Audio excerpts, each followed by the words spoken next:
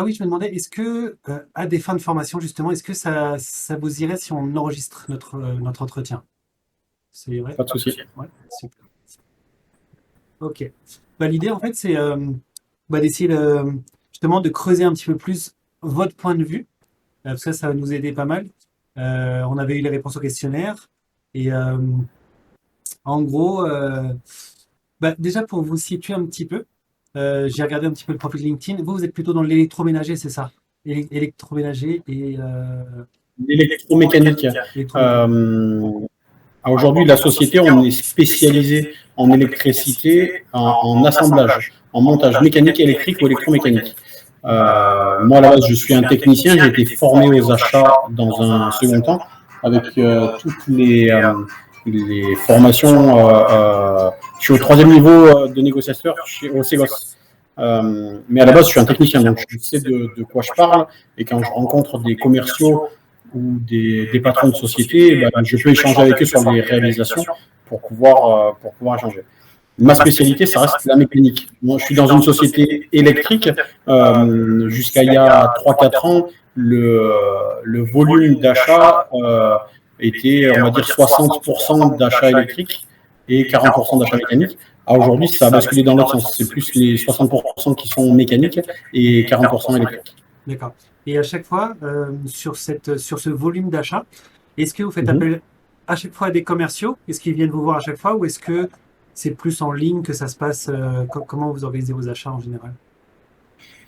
Tout va dépendre des petites demandes, on va dire.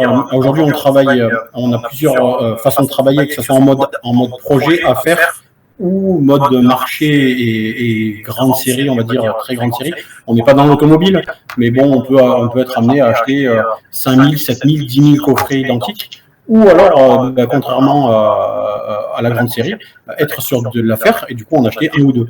Donc, selon le volume, selon le besoin, selon les fournisseurs, eh ben, soit on les reçoit pour de la négociation globale, soit sur les gros fabricants, on fait de la négociation de taux de remise annuelle, ce qui permet justement de ne pas avoir à se rencontrer 50 fois dans l'année. On se voit en fin d'année pour les taux de l'année suivante. Et du coup, moi, j'ai une validation des prix sur un an, et du coup, je peux moi-même faire mes tarifs directement. D'accord. Et le commercial, dans ce cas-là, il vient quand même vous voir de temps en temps ou c'est plutôt annuel? Il vient comment? Non, non, même sur un gros fabricant, comme je vous dis, il y a une négociation des taux qui sont faits annuellement, mais après on se rencontre 3-4 fois dans l'année. Ou alors sur un très très gros marché, ben, on va se rencontrer directement, puisque c'est au-delà des taux de remise standard, ou au-delà du chiffre d'affaires qu'on avait imaginé. D'accord. Donc c'est autant des commerciaux chez des fabricants, ou alors chez des tauliers, chez des chaudronniers, chez des fabricants de conteneurs maritimes. Ça peut être un commercial ou alors directement le patron de la boîte, le créateur de la boîte qui vient nous rencontrer. J'ai vraiment tous les profils, autant le directeur France, le directeur commercial France qui va gérer des milliards d'euros de chiffre d'affaires qui vient me rencontrer, comme le petit taulier qui fait 1 million de chiffre d'affaires qui va venir me rencontrer. Donc il faut que moi j'adapte selon la personne que j'ai en face de moi. D'accord. Et est-ce que euh, en post-Covid, est-ce que votre façon de traiter avec les commerciaux et les patrons d'entreprise, est-ce qu'elle a évolué ou est-ce qu'elle est restée les mêmes? Ce qu'on a pu un peu constater, notamment à travers le questionnaire, c'est qu'il y a une partie des gens qui digitalisent un petit peu plus leurs achats. Ils rencontrent parfois un petit peu moins les commerciaux, ils sont aussi un peu plus en télétravail, du coup ça met un peu de distance. Est-ce que vous, ça a évolué en fait de ce côté-là? Eh ben, je vais remettre la faute sur les commerciaux, je suis désolé. Moi, je fais pas de télétravail. J'ai cette chance, j'habite à 2 km de ma société. Donc même dans les cas, et même quand le Covid était vraiment très très haut, je venais quand même au bureau, j'ai été présent. Et par contre, il y a des commerciaux qui, eux, étaient en télétravail et qui venaient pas. Donc l'impression que moi j'ai, c'est plus que eux, ils n'ont pas envie de venir, alors que moi, je suis prêt à les accueillir. C'est plus eux qui ont pris l'habitude d'être en télétravail, c'est plus eux qui ont l'habitude de faire des réunions en visio que moi. Moi, je suis moins habitué à cet outil-là, et aujourd'hui, je m'adapte aussi à eux. Hein. Et justement sur la vidéo, est-ce que vous sentez, est-ce que pour vous, en tant qu'acheteur, ça fait une différence entre avoir un commercial en présentiel et avoir un commercial sur la même discussion à distance? Est-ce que ça change la donne ou pas? Je ne saurais pas trop vous dire. Il y en a qui ne mettent pas les caméras. Par exemple, si j'ai pas les yeux en face de moi, c'est compliqué dans une négociation. C'est compliqué de ne pas avoir la personne en face de soi, de ne pas avoir sa prestance, d'avoir son positionnement, de voir les gestes qu'il peut faire ou le comportement qu'il peut avoir. C'est la première chose. Après, il y a aussi les commerciaux avec qui on a des relations depuis longtemps. Une nouvelle société, un nouveau commercial qui c'est bien de faire une première ou une deuxième réunion visio, c'est pas gênant, c'est pas dérangeant. Par contre, quelqu'un qu'on connaît depuis plus longtemps, je lui demande de venir. D'accord. Après, il y a eu l'évolution que j'ai trouvée, quelque chose qui a été pas mal, c'est que je me déplaçais beaucoup à l'étranger. Je me déplaçais beaucoup dans des sociétés dans le nord de la France où de suite on avait 3-4 heures de route, 5 heures. Aujourd'hui, ce qu'ils ont réussi à mettre en place, par contre, que j'ai trouvé très très bien, sur des nouveaux fournisseurs, c'est des visites virtuelles de la société. Où là, ils ont mis des espèces de tables roulantes où du coup, ils nous montrent les ateliers, ils nous montrent les stocks, ils nous montrent leurs solutions par ce biais-là. Et c'est vrai que ça, par contre, c'est bien pour une première visite, pour une première rencontre. Eh ben, on ne perd pas 2, 3 jours, 4 jours de déplacement. On fait une première visite, on voit si ça semble correspondre à notre attente. Si oui, ben on continue et du coup, il y a une visite qui est déclenchée. Et si, par contre, il n'y a pas d'intérêt, ben à ce moment-là, on coupe directement. Sur la première approche des commerciaux, généralement, comment vous êtes approché? Je parle vraiment des nouveaux, des entreprises qui ne travaillent pas encore avec vous. Est-ce que les commerciaux vous approchent plutôt par téléphone, par mail, par quoi? Alors, ils tentent le téléphone. Ils tentent le téléphone, c'est le premier truc. La pauvre standardiste, elle n'en peut plus qu'on lui dise ben non, ça reste du sourcing, on est sur une activité, on est sur une croissance à 2 chiffres depuis déjà pas mal de temps. Encore cette année, et voir une progression à 3 chiffres, une progression à plus de 20% pour l'année qui arrive. Du coup, on est beaucoup pris et du coup, c'est compliqué d'avoir le commercial au téléphone. Ce qu'on demande le plus, c'est qu'on nous envoie un mail. Alors moi je suis très visuel et en fait il faut aussi s'adapter à la personne qu'on a en face. Donc moi une plaquette va me permettre de suite d'analyser et de savoir s'il y a un intérêt ou pas. Ensuite sur des choses un peu particulières, un peu spécifiques, je vais pouvoir me rapprocher de mon bureau d'études, de mes chargés d'affaires. Donc on va dire qu'un mail, le commercial ne sait pas forcément que moi son mail je vais le prendre, je vais le faire passer à 15 ou 20 personnes dans la société qui vont pouvoir avoir une visu de leur solution et revenir vers moi, me dire oui, ça m'intéresse, ou non, c'est pas du tout dans notre process, ça ne nous intéresse pas. Donc il y a une première barrière qui est faite par moi si je sais qu'il y a un intérêt ou pas, et sinon après je m'appuie sur les techniciens. Donc moi de préférence, ça sera le mail avant le téléphone. D'accord. Et est-ce que vous avez déjà eu des approches autres, un peu plus originales?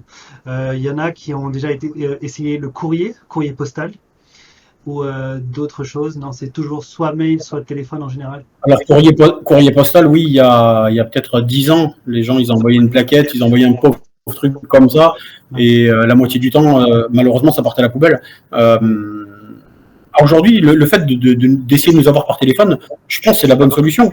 Elle est coupée au niveau de notre accueil, et puis par nous, parce qu'on n'est pas beaucoup disponible, mais si on l'était un peu plus, on les prendrait au téléphone. Je pense que vraiment la meilleure approche, ça reste le mail. Avoir des choses originales, aujourd'hui, pour être franc, j'ai jamais eu. On va dire la truc aujourd'hui qui m'arrive, qui est original, c'est quelqu'un qui se présente directement à la société, qui n'a pas de rendez-vous, et qui je passais par là, je viens voir, et du coup on refuse parce qu'on est trop pris et on peut pas. C'est rare que le truc le plus original que j'ai eu, c'est moi qui étais à l'accueil parce que je ramenais un fournisseur et il y a quelqu'un qui arrive, bonjour, j'ai rendez-vous avec Monsieur Casagrande, puis je me retourne, je dis non, c'est moi Monsieur Casagrande et je peux vous garantir qu'on se connaît pas et j'ai pas rendez-vous avec vous. Mais on m'a jamais fait quelque chose justement d'original et je serais preneur. Parce que, quelque chose qui sort un peu de l'ordinaire. C'est vrai qu'il y a 10 ans, c'était parfois du papier. Et aujourd'hui, justement, comme tout est digitalisé ou par téléphone, le papier peut parfois avoir son intérêt dans le sens où un courrier postal bien écrit, avec une belle lettre, un beau papier, etc., ça peut parfois, mais ça se voit très très peu. Aujourd'hui, c'est... Après, il faudrait pouvoir prendre le temps de lire une feuille comme ça. Moi, je suis un peu à l'ancienne. J'ai un placard avec, je sais pas, peut-être 10 000 plaquettes classées par famille de produits. Pour être franc, là, on va déménager. J'ai pris la décision de tout jeter. il y a les sites internet. Maintenant, les sociétés qui n'ont pas de site internet, ça devient de plus en plus rare. Et au pire, après, nous, on a nos documents qualité de suivi, de critères, de sélection qui nous permet d'avoir les informations au cas où s'ils n'ont pas de site internet. Donc, réellement, je pense que le papier, je trouve que c'est du gaspillage. Okay. Mais c'est mon point de vue, après, je ne veux pas... Oui, non, je comprends. Sur l'approche téléphonique, est-ce que... Alors, vous devez constater pas mal d'approches différentes des commerciaux. Est-ce que, de façon générale, il y a, on va commencer par le moins bien, quelque chose qui vous rebute? Par exemple, une façon d'approcher qui vous plaît pas et qui coupe court un petit peu la conversation? Vous parlez d'un premier contact ou d'une relation à long terme? Non, vraiment, premier contact téléphonique, prospection, pure et dure. Là où c'est gênant, c'est quand la personne, elle fait croire qu'elle s'est renseignée sur vous et votre société et qu'en fait, elle s'est complètement lourdée, elle est complètement à côté de la plaque. Et là, déjà, ça met une barrière. Je prends le cas, alors là, sur un rendez-vous, sur quelque chose qui m'est arrivé la semaine dernière, j'avais un stagiaire en plus avec moi, donc ça me permettait de lui montrer comment se passait un entretien. Le gars, il arrive, il est complètement à côté de sa plaque, il sait pas du tout, et on est quand même une société assez grosse, et pas du tout dans les bons produits, enfin vraiment à côté de la plaque complète. Et j'ai dit au stagiaire, j'ai dit, tu vois, c'est le mauvais commercial. Il s'est pas du tout renseigné, il s'est pas préparé. Il arrive, il sait pas du tout ce que tu fais et ce que tu achètes. Et du coup, il essaye de se rattraper aux branches, mais dans les 3 premières minutes, le rendez-vous, au lieu de durer 1 heure, il a duré une demi-heure. Donc, on va dire que si jamais il s'était intéressé en 5 minutes, il serait allé sur notre site internet, voir un peu ce qu'on fait. Ça aurait permis de démarrer mieux l'entretien et de ne pas passer du temps pour rien, parce que lui et moi, on a passé du temps, on a passé une demi-heure. Je suis resté même une demi-heure parce qu'il y avait mon stagiaire, sinon j'aurais peut-être mis court rendez-vous avant. Cet aspect rendez-vous, mais juste pour recouper sur le premier contact téléphonique, est-ce que c'est côté positif? Est-ce qu'il y a des approches qui vous plaisent particulièrement, ou vous donnez plus facilement d'ailleurs un rendez-vous? C'est peut-être un peu dur, comme ça, à froid, d'y penser. Oui, j'essaie de réfléchir si je trouve quelque chose, mais... Est-ce que, par exemple, ça peut être le fait que le produit, que le commercial, en fait, il vous présente le produit sous un angle original, ou sa solution de façon générale sous un angle original? Ou est-ce que, par exemple, c'est parce qu'il va appuyer sur un point qui vous bloque un peu au quotidien, qui vous pose problème?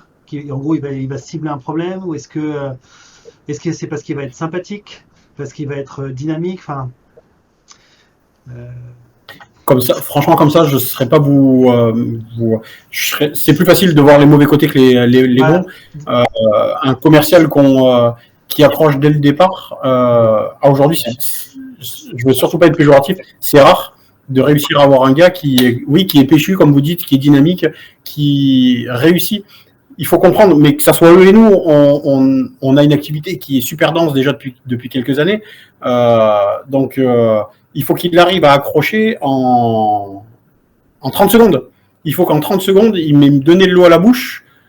Je sais pas vous dire aujourd'hui comment il pourrait le faire, mais en 30 secondes, il faut qu'il m'ait donné à la bouche pour que justement la conversation dure plus longtemps et que potentiellement derrière, il y a un rendez-vous qui soit fait. Comment il doit le faire? Ces 30 secondes-là, on va dire les 30 premières secondes sont ultra importantes. Aller se présenter, me raconter sa vie, ainsi de suite, je m'en fous. C'est vrai qu'il faut qu'il aille direct à la solution qui pourra m'aider. Je sais pas comment lui doit l'aborder, mais en tout cas, ces 30 secondes, cette première minute de rendez-vous, elle est ultra importante. Au niveau du coup, du rendez-vous en lui-même, donc en gros qu'il aille surtout à l'essentiel au niveau professionnel. Parce que parfois, il y a des commerciaux qui peuvent avoir tendance à justement essayer de jouer sur le côté sympathie amicale. Vous, ça va être plutôt vraiment la plus-value pure et dure, quoi. La partie amicale ou la partie convivialité, on peut l'avoir quand on aura fait plusieurs millions de chiffres d'affaires ensemble, qu'on aille faire un restaurant ensemble, on pourra avoir une relation différente de acheteur commercial. Mais la première approche, on parle d'un sourcing, on parle d'un premier contact, il faut qu'il arrive à m'approcher pour que je puisse passer du temps Aujourd'hui, j'en ai pas du temps. J'arrive pas, même avec mes assistants, j'arrive pas à prendre du temps. Donc, il faut vraiment que le commercial soit force de proposition dès le départ et qui m'accroche sur un vrai besoin par rapport à ce qu'il aurait pu analyser de mon site internet. Ou je pense que dans LinkedIn, il doit avoir la possibilité de voir là où je vais, enfin, mes centres d'intérêt, des choses comme ça.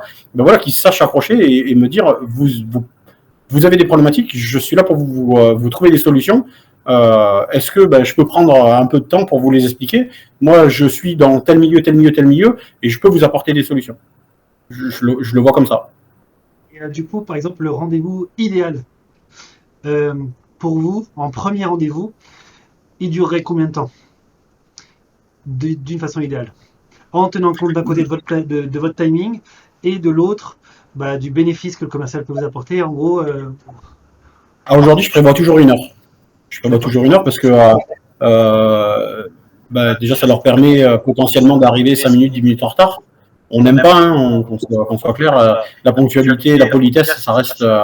Enfin, on est quand même des êtres humains et en plus des Français. Donc, c'est des choses sur lesquelles on est assez carré.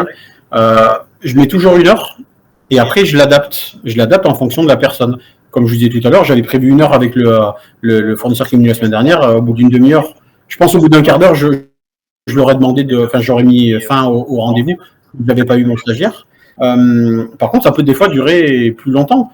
Aujourd'hui, on dispose d'un site de 23 000 m² ici, avec des nouvelles machines, de la nouvelle technologie, l'usine 4.0. Donc après, si le fournisseur est bien et que j'ai un intérêt et que je veux lui montrer ce dont j'ai besoin, qu'il voie le niveau de qualité, à ce moment-là, on va finir aussi dans l'atelier, 23 000 m² et on y passe un petit peu du temps. Donc, réellement, j'essaye à ce que le rendez-vous ne dure pas plus d'une heure. Bien souvent, il dure largement moins. Et par contre, il peut être adapté à 1h30, voire 2 heures, si jamais il y a réellement un intérêt qu'on aille dans l'atelier, voir des produits et lui montrer l'outil qu'on a. Euh, Vu que ça fait plusieurs années que vous êtes en charge des achats, est-ce que Oui. vous, votre comportement d'achat, ou pas d'achat, mais plutôt vos attentes vis-à-vis des commerciaux, est-ce qu'elles ont évolué? Par exemple, est-ce qu'aujourd'hui, en tout cas, pardon, j'ai essayé de reformuler le truc. Les commerciaux, nous, ce qu'on constate à travers nos statistiques et beaucoup d'autres données, euh, avant, il y avait un peu l'école ancienne où c'était un peu plus pushy, un petit peu plus agressif, un petit peu plus rapide, droit au but et point barre, moins personnalisé. Aujourd'hui, c'est un petit peu la tendance inverse. Les acheteurs, ils veulent souvent un petit peu plus de personnalisation, ils veulent un peu plus de conseils, plus que de la vente pure et dure. Est-ce que vous, dans votre cas, vous percevez-vous un changement dans votre façon de percevoir la relation? Oui, et puis on attend d'autres choses. Alors, est-ce qu'il y a l'âge aussi? Enfin, moi, j'étais acheteur à 24 ans. Aujourd'hui, j'en ai 42. On va dire que j'ai des attentes qui sont, de par mon âge et mon expérience, j'ai des attentes qui sont différentes. Je vous dis qu'on est bien pris par le temps, mais c'est quand même agréable de pouvoir discuter et d'échanger avec des personnes en face ça peut être aussi sur leur vie d'avant, parce que ça peut être intéressant des fois sur des rendez-vous. Je peux avoir un rendez-vous ultra technique et ultra spécifique sur un seul produit.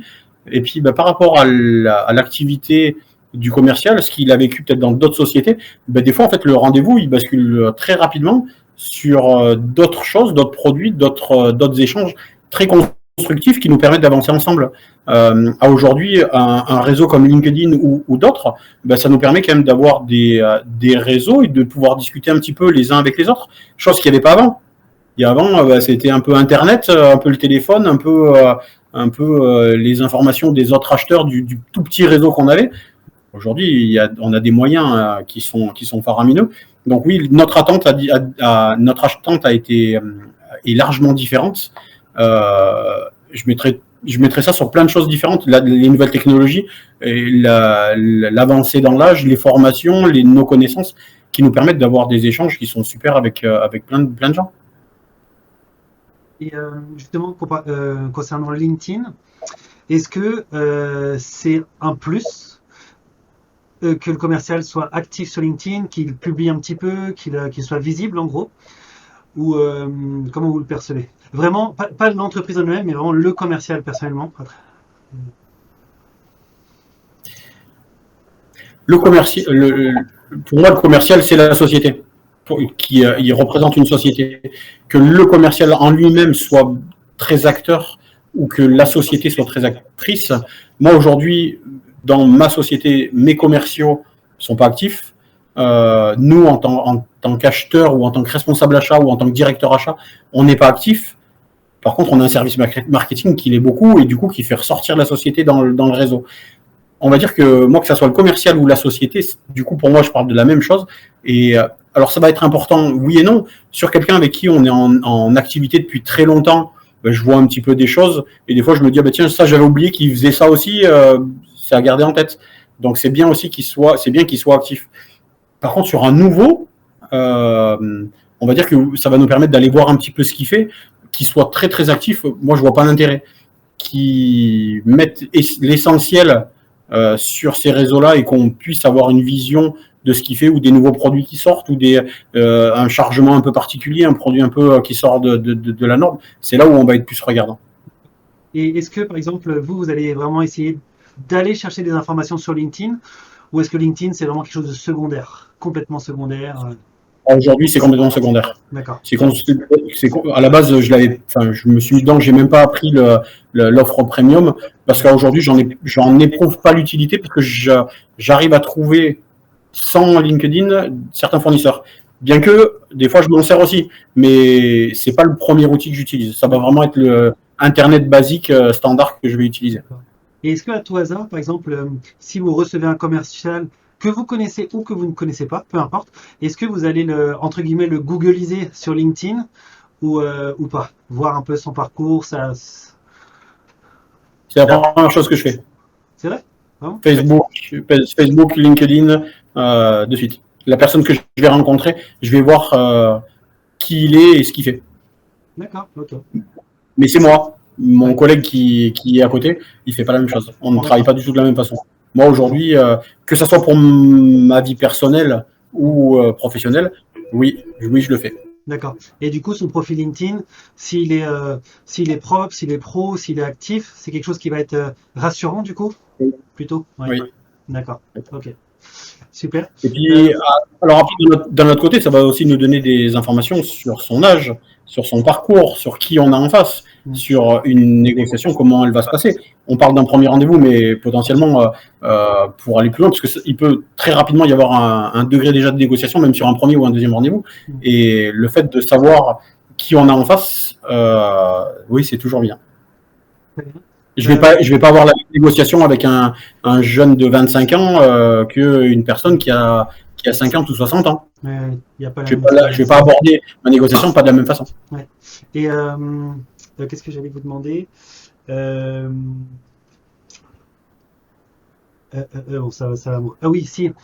Justement, vous parliez du stade de négociation. Généralement, votre cycle d'achat, il dure combien de temps? C'est-à-dire combien de rencontres et combien de temps plutôt, combien de temps quasiment dure entre votre besoin, donc imaginons c'est un mois de janvier, vous avez besoin de tel, vous avez identifié votre besoin, et le jour où vous passez commande, il se passe combien de temps en général?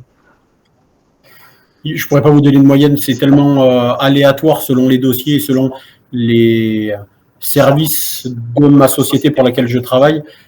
Ça peut être du ultra rapide, comme ça peut être du très très long parce qu'on est vraiment sur du gros volume ou du spécifique, donc plusieurs rencontres pour faire des analyses techniques des offres, bien clarifier les choses avec le. Donc je peux pas y répondre. D'accord.